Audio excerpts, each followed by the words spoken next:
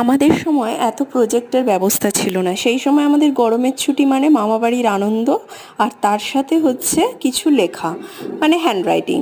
তো ক্লাস ওয়ানের বাচ্চাদের এখন প্রজেক্ট দিচ্ছে।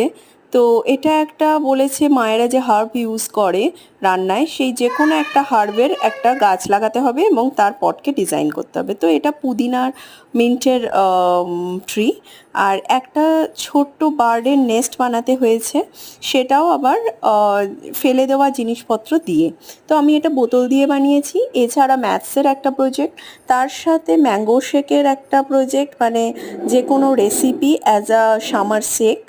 আর তার সাথে হচ্ছে যে কোনো মানে অ্যানিম্যাল বা যে কোনো ইনসেক্টের জীবন সম্বন্ধে বা তার কিছু নেচার সম্বন্ধে লিখতে হবে এবং সমস্ত কিছু। আর ম্যাথসটা একটু ইউনিকভাবে করতে হবে যাতে বাচ্চারা নতুন করে কিছু শেখে।